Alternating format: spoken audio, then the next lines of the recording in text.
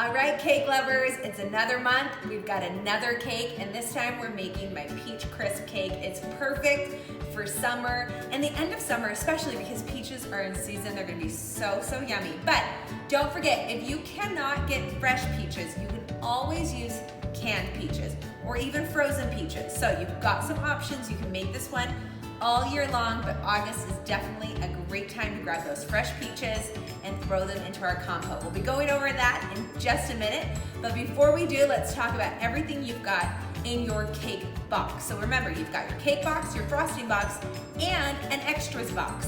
So we're gonna start with the cake. I only have time to make my cake layers right now. I'm gonna get started with those.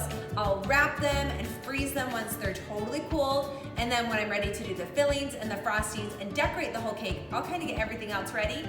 And then I'll take those out of the freezer, let them thaw for just about an hour so they're still chilled. Because remember, working with chilled cakes is so much easier to frost your cake, to decorate.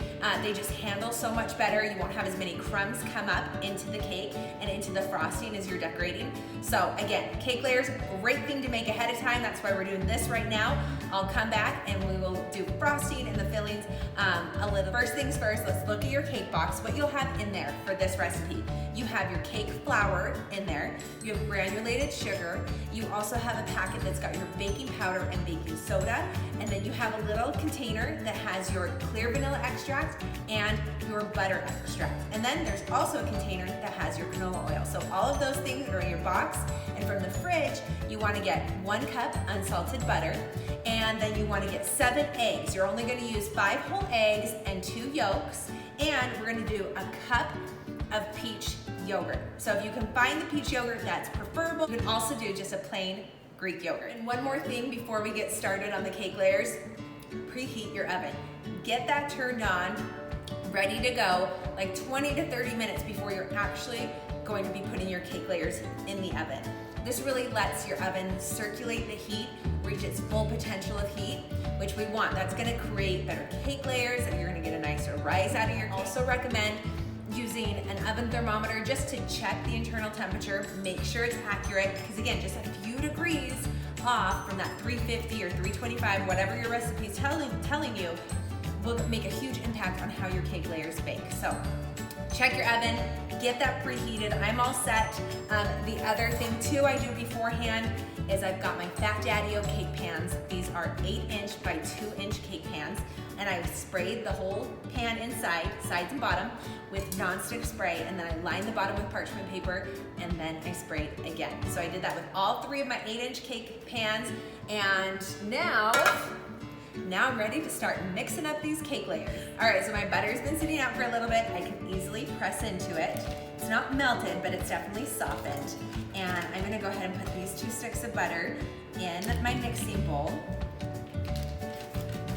And I'm gonna add my 2 cups of sugar along with my 1/3 cup canola oil. And we're gonna get these mixed up and let them really get light and fluffy.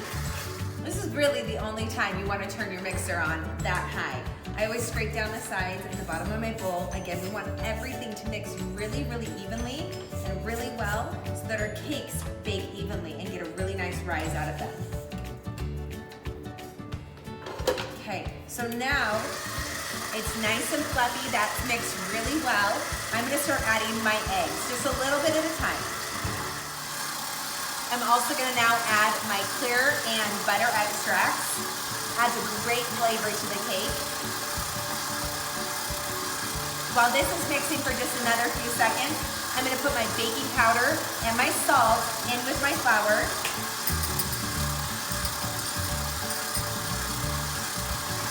And just give that a little stir so those ingredients are really well blended.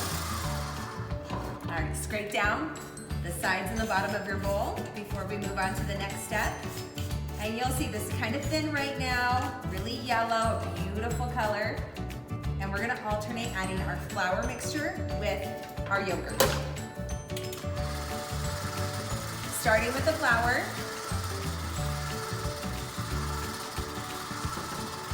We'll add about 1/3 of that.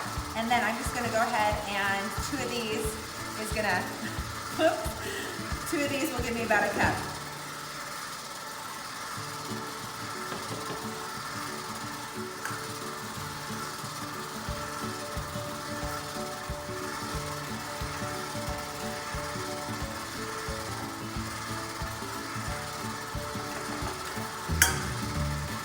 Alternating those ingredients, again, helps your batter to mix really well, more evenly, and it's gonna give you a better rise in your cake as it goes in the oven. So let those mix, very low speed, lowest setting. I'm gonna turn that off, kind of get the sides, all these extras that haven't blended into the cake batter yet. All right, so take a minute to scrape down the sides of your bowl and the bottom. You want everything to mix really well. Again, it's gonna give you a nice rise in your cake if your ingredients are well blended. Not over mixed, but meaning that the ingredients are distributed evenly. You see that? I just leave a little extra on here because I know I get to have it. The flavor is so rich and yummy, but also as it bakes, it's gonna be light and fluffy, but it's got a great moistness to this cake. There's a great like butter flavor to it. I'm so excited about it. So I have my 3 prepared cake pans and my kitchen scale. I love using a kitchen scale to measure out the batter between the pans so I have even amounts and everything's gonna bake nice and evenly in the oven. So go ahead, set your pan on the scale, set it to 0. We're looking at about 16 to 17 ounces of batter in each pan for this one. And then once you've got the batter in the pans, go ahead and just even it out. And then these are ready to go in the oven at 350 for about 23 to 25 minutes. When you're checking on your cakes, wait till about 80% of the bake time is completely done, and then turn the light on, take a look at them. You don't want your cakes to be shiny on the top anymore. They shouldn't jiggle anymore. And you'll like notice that the sides at the top are just barely pulling away from the pan, but the big key that you need to look at is when you insert a toothpick in the center of the cake, it should come out with a few moist crumbs on it, okay? That's how we know our cake is gonna be perfectly done. If you're getting dry cakes, it's probably because they're being over-baked. So again, check the temperature of your oven, make sure it's not running too hot, and then you may just have to reduce the time from even what I'm saying on my recipes, okay? They're ready to go. I'm licking this guy. I'll be back to do the fillings in a little bit and decorate this in a couple days. All right, you guys, I'm back to finish this cake. Remember, we did the cake layers ahead of time. That's a great component of a cake to make ahead of time if you're feeling like you can't do everything in one day.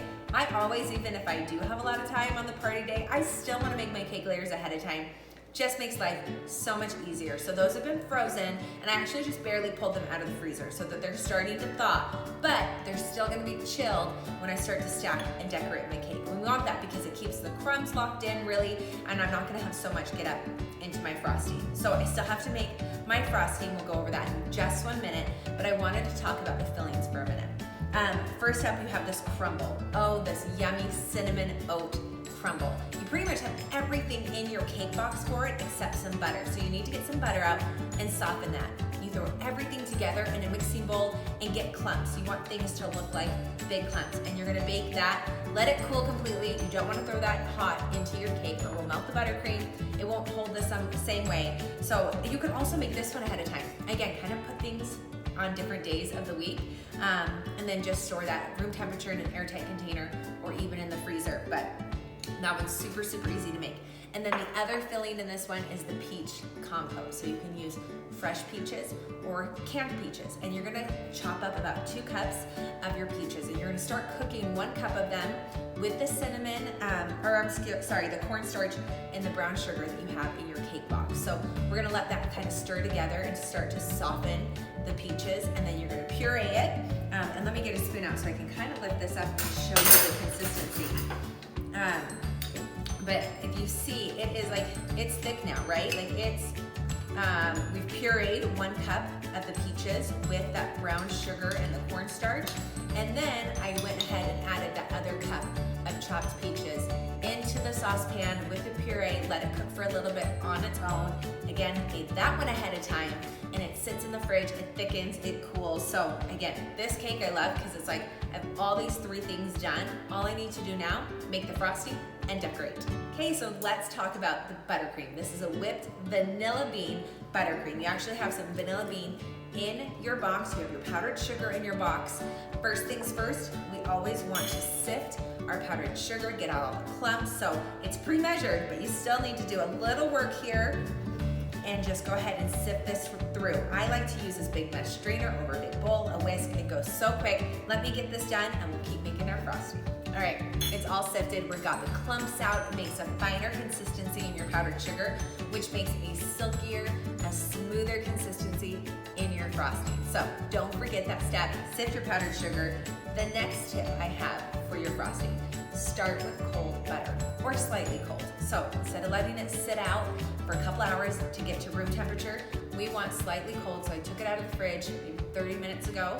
I can barely put my fingerprint into it. That's gonna be perfect. Having the cold butter is what really gives us a good consistency in our frosting, so it doesn't just fall off your spatula or the paddle attachment, and you'll see it actually gets really soft and fluffy, but it's still chilled, and that's what's going to be key. We don't want to have warm butter that we're working with. So I have 4 sticks of unsalted butter, so grab that from your fridge, and then again, in your box, you've got the 6 cups powdered sugar, we've sifted, you have your vanilla bean paste, and then you're gonna grab a little heavy whipping cream, because the heavy whipping cream is really, what brings this whole recipe together. It makes it light and fluffy, adds a really great texture to it as we start to mix the buttercream on high speed. Before I add my powdered sugar though, I wanna go ahead and turn my mixer on and whip the butter for just a little bit. Couple minutes, get it lighter in color, and get it nice and fluffy in texture.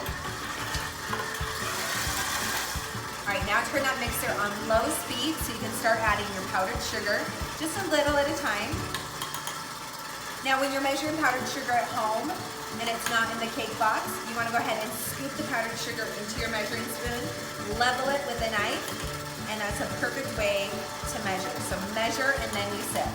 Okay, now that my powdered sugar's in there, I'm gonna add a little bit of heavy whipping cream.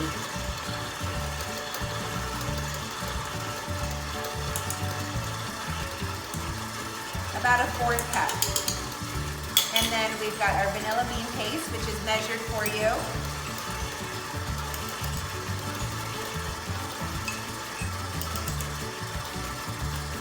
And now we're ready to turn this up. Let me just show you the coloring though, so you can see the difference. I don't know how well you can see this, but look how thick that is, how dense, how yellow.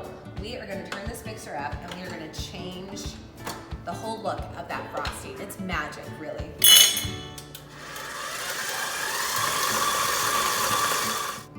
All right, let's take a look at it. It's been beating for about 5 minutes. Take a look at that color. You've got to scrape down the sides of the bowl, and you can always stir again, but look at the color. It's so fluffy, but look how it sticks. It holds onto my spatula. This is absolutely perfect. So beautiful. It's light, it's fluffy, it's got a great texture to it. It's the perfect addition to the top of this cake. It's almost like adding a scoop of vanilla bean ice cream to your peach crisp if you were to have the traditional peach crisp. So that's why we threw the vanilla bean paste in there to give you a similar flavor. I'm going to get this decorated soon and I'll be back to show you all the